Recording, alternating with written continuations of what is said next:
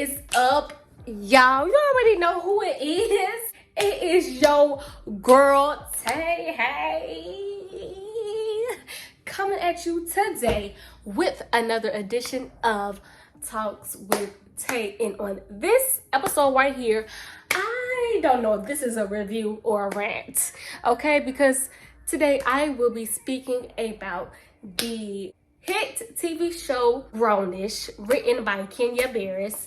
And child, baby, Kenya Barris is the captain of colorism. Do you? Now let me go ahead and say, I hate watch the show. I hate watch the show because the cast is gorgeous. I mean, give props where the props are due. The cast is absolutely drop dead gorgeous, and the stylist, whoever is overdressing these people, top tier. The stylist, the clothing selections are always on point. Okay, so with that being said, I'm not gonna completely trash the show, but like, the characters are terrible people. They're terrible people and they don't seem to be growing. And on top of that, it's very unrealistic. The show is extremely unrealistic. How is Zoe skipping her whole junior year of college because she has an opportunity to work in her job field as a celebrity stylist? Come on now. That pretty privilege is a Let's start with the first episode. So the first episode opens up with Zoe on set with her career as a celebrity stylist, and then we get my girl Sweetie. Hey, now I will say I love to see Sweetie in her acting bag. Absolutely love it. I need to see Sweetie booked up with acting gigs this year. One of my hugest pet peeves with the show is how they love to use this HBCU aesthetic and references that they shouldn't be doing because they're not an HBCU. The show is not based at an HBCU. So therefore they shouldn't be using these type of things, but they're doing it because they have a half black actress who speaks about black issues. But it's like, you do not have an actual HBCU, so you shouldn't be able to use the clout, the popularity, all of the things that comes with that, all of the aesthetics. You shouldn't be able to use it because you did not write Zoe as attending an HBCU. And it's like, for you to be a black show, why would you do that anyway? So I don't appreciate the fact that they're using like a different world references. And when she comes back to school after being on set, she's like, well, I don't expect an HBCU party all the time. And it's like, you shouldn't at all because you go to a PWI. Honestly, I'm also low-key tired of the Zoe Aaron thing too. Going back to the first episode, I can see that he is trying to put more effort in putting dark-skinned women in his shows, but it's like, at what cost? Because when we go through the series, we see that, of course, Jillian was added last season, but she was only temporary. And even then, it's like her relationship with Luca is super awkward. Like, she just plopped it. And also with Jillian and Luca's relationship, it's just like, it's like they weren't really that much in this season. Like, they were very separate from the rest of the group. Like, again, I just got really awkward vibes and even secondhand embarrassment from watching each and every scene from them. It's just weird. Like, I really feel like Kenya Barris did not have any true intention when he allowed for Ryan Destiny to be a part of this cast. I'm not sure if it's just Ryan Destiny's acting skills that make their relationship awkward, but they're awkward and they're not funny. They're really corny, actually. Like, the floor is lava. Come on now. I mean, I guess it's pretty fun and cool, but at the same time, it's like, the chemistry is what made it awkward. And now it's like she's leaving, going to where, like, France or Spain or somewhere out of the country. And it's like, so, I mean, you did us a favor, but it's like, at what cost? Because now she's gone. And on top of that, you give Aaron, who, if Let me just reference the colorism episode really quickly because that episode was trash too, by the way. I absolutely hated it. Let's go back to that and how during the colorism episode, you really wrote in the script for Aaron to bring a dark-skinned, non-ambiguous Cambodian girl to the table to prove that he is not colorist. He said, snap a pic and hashtag it motherland? You can't be serious. On this season of Grownish, we see that Kenya has partnered him with a dark-skinned woman. Now, she is beautiful. Beautiful. So, props to that, right? You would think, okay, you know what I'm saying? Okay, Taylor, well, see, he's using more dark-skinned women, but at what cost? Because Aaron's girlfriend painted her out to be some insecure, jealous, and he cheated on her behind her back on a lighter-skinned, ambiguous mixed woman. So look at how that looks. This is someone who claims that he cares about dark-skinned women, but look at how he is painting this one dark-skinned woman. And it's like, even now, I know it's people who are going to say, oh, you're never happy and satisfied. No, I just know how to pay attention to the details. I understand how this affects how people think of dark-skinned women and how dark-skinned girls and women think of themselves. Is the representation that matters and the connotation of these characters that matter.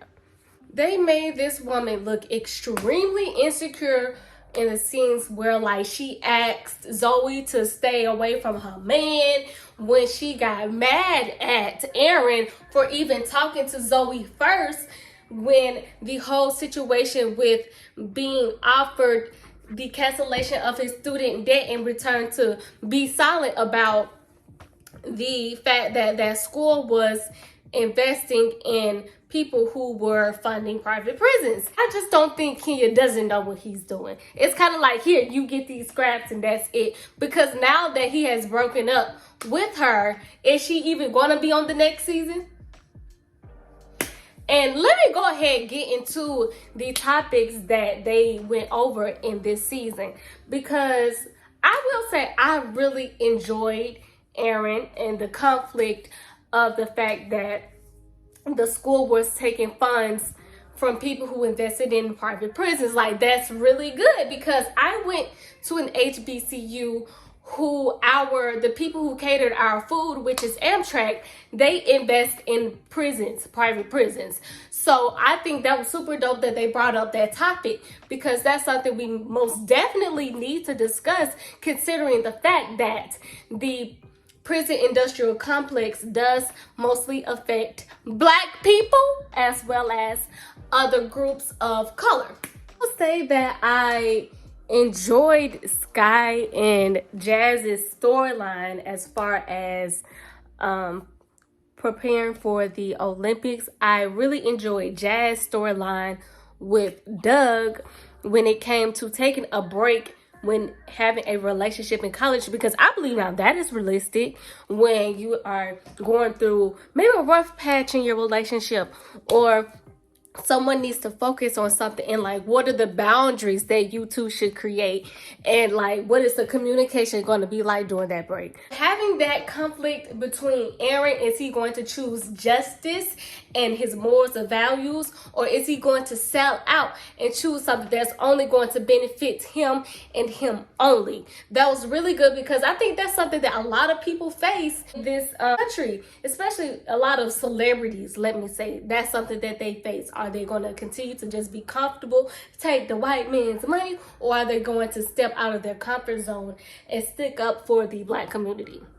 Another topic that I really enjoyed that they brought up was Sky and Jazz, when they were asked to be a part of the protest, and they was like, I won't do that. Baby, we got a lot to lose if we do this, you know? And really having Anna talk them into the, hey, as two young Black athletes, you know, you basically like Venus Serena of track, which they really kind of are. I mean, come on, they went to the Olympics. With that being said, I really enjoyed that, because going back to people who finally get to where they want to be in life, finally get that break. And it's like they don't want to do anything that's going to make them lose all of the traction they have gained. And it's like, at what cost? At what cost when you have other Black youth looking at you?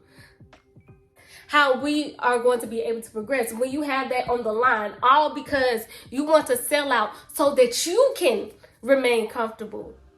When it's really, in reality, it ain't just about you. It's about all of us, and all of us within the community propelling forward. So I really enjoyed it. I'm still drag him for being colorist. Next, another pet peeve I have is Anna and Javier, them really being serious about their religion and like practicing not having sex before marriage. And it's like, it was actually really going good. I think that conversation is needed. Like, the people who are in college, which is just, you're surrounded by temptation. I really think that conversation is important for the ones who like want to hold out until marriage, want to hold out until they have a very serious committed relationship, or, you know, want to just hold out and focus on the things that they need to focus on in college. So I think that was a good conversation, but they messed it up when they actually did it. Like, is it realistic that someone will break their celibacy? Yes, but I just feel like they just made it too easy, all for entertainment. Again, no character development, especially with the main character, Zoe. And I'm also really tired of this reoccurring joke with her being drop dead gorgeous and her making light of it all of the time. Like when she was discussing with her friends about cheating with Aaron, and she was like, oh my gosh, I can't get into a fight because this is my moneymaker. And it's like, okay, we get it. We get it. Yara Shahidi is drop dead gorgeous. But like, I mean, the joke was cool when she was in high school, you know, but now it's kind of like, we need some more attributes. We need some more growth. Like Vivek, like, although he finally has a girlfriend now, you know, so now they're not painting him as some loose who don't get no ass who be trying to act black and cool. But it's like, yeah, but he's still acting the same. Like, he just has a girlfriend now, so he still just acts like he puts on this persona of what he thinks he should act like. And it's like, isn't this dude like this 3rd or 4th year in college now? Like, why is he still doing this? It's like no character development. Now, one of the topics I will say I thought was a little outdated was the topic of Vivek when he had a threesome with another guy with his girlfriend. And it's just like, so what? He kissed the guy. I mean, I guess the conversation isn't really that outdated because it's still people. A lot of people, men and women, who believe that men cannot be bisexual. Wrong turning up. You're out. You through it. You over with. You're done for. And it's just like, we have to give men room to be more sexually fluid. Like, men have room to be sexual, but they do not have any room to be sexually fluid. Whereas women are fetishized. It's like being bisexual or being a lesbian, but they're not actually given the space to be sexual. It has to be something specific that men will approve of. And then it's like, at the end of it all, Aaron chooses to break up with his dark-skinned girlfriend to be with a light-skinned mixed woman, which is Zoe. And now they get to have a happily ever after while she is brokenhearted and out of a job as far as the actress. Like, I'm truly disgusted. But I think those are like my final thoughts with this season of Grownish.